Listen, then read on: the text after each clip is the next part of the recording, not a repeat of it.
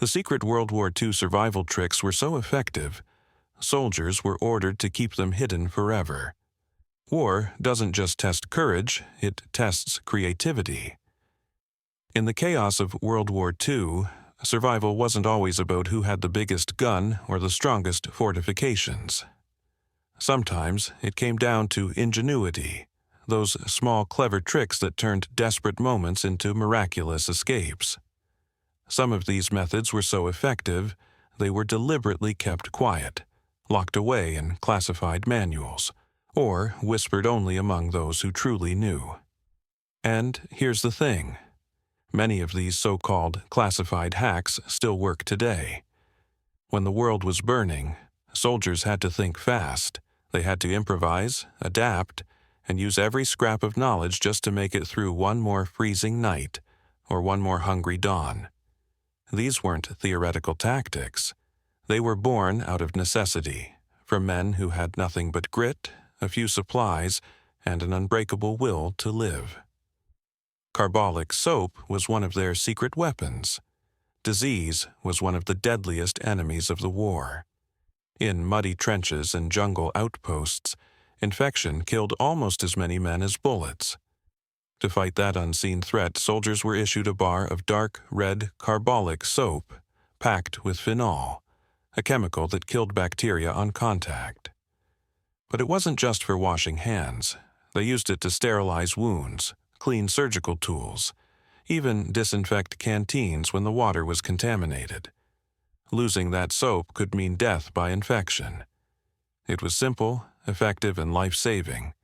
Lighting a fire behind enemy lines could be suicide. Flames and smoke gave away your position instantly. So, soldiers improvised. They punched holes in an empty tin can, placed a small candle or a fuel tablet inside, and created a hidden stove. It trapped the heat, shielded the flame, and left almost no visible smoke. Hot soup, warm rations. Survival, without detection. That same trick is still used today by survivalists and campers all over the world. Coffee didn't just wake soldiers up, it kept them sane. Supplies were scarce, so they reused coffee grounds 2, sometimes 3 times. When they ran out, they roasted barley or chicory just to recreate the taste. It wasn't about caffeine, it was about normalcy. That bitter sip reminded them of home, of family, of why they fought. Commanders knew it too.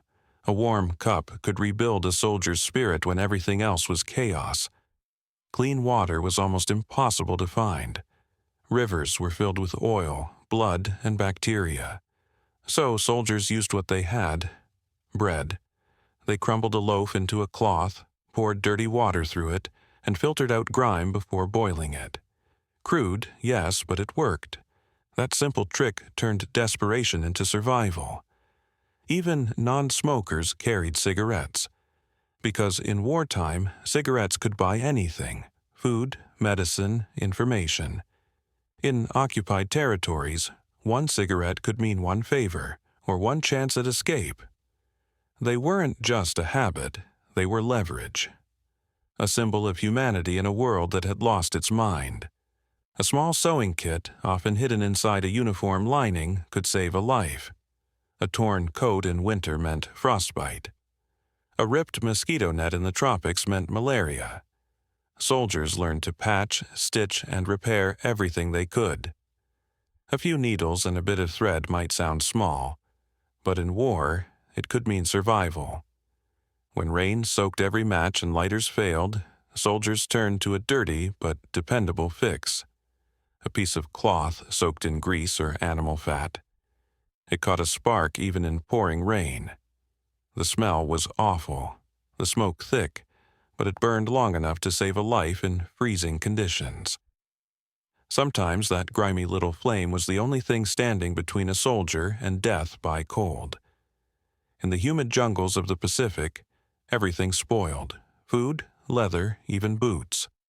Salt became more than seasoning. It was survival. Soldiers used it to preserve meat and fish, to stop mold, even to draw moisture from their boots overnight. Salt fought rot. Salt fought infection. And in some camps it was worth its weight in gold. Lose a button, lose warmth. So soldiers rolled wet bread into small balls, flattened them, poked 2 holes through the middle, and dried them in the sun. Once hardened, they worked. A lump of bread turned into a button. A tiny act of resourcefulness that meant the difference between freezing and fighting on. They looked like harmless playing cards. But these decks, issued by Allied intelligence, hid a secret inside. When dampened, the cards peeled apart, revealing sections of hidden escape maps. Prisoners used them to plan their way out of enemy camps and back to freedom. It was genius. Simple, silent, and nearly undetectable. A game of cards that could save your life. What makes these survival tricks so remarkable isn't just how practical they were. It's the mindset behind them. These soldiers didn't have endless gear or advanced technology. They had creativity, they had courage, and they refused to quit. They turned trash into tools. They turned desperation into innovation. And that's what true survival is. Not the things you carry, but the mindset you build. Each of these lessons, born in the dirt and fire of a world at war, reminds us that survival is more than instinct. It's awareness. It's problem-solving under pressure. It's finding order in chaos and hope in the darkest places. The same instincts that guided a soldier through a battlefield can guide anyone through hardship today. Generations later, these forgotten tricks live on, in old field manuals, in whispered veteran stories, and in the memories of those who learned the hard way that necessity really is the mother of invention. Their legacy isn't just in history books, it's in every modern survival technique we take for granted today. The same tin can stove that kept a soldier alive in 1944 can still keep a camper warm today. The same bread filter that saved a man's life in a muddy trench could save someone after a disaster tomorrow. These aren't just stories from the past, they're lessons, blueprints for endurance. Because the strongest weapon a person can carry isn't in their hands, it's in their mind.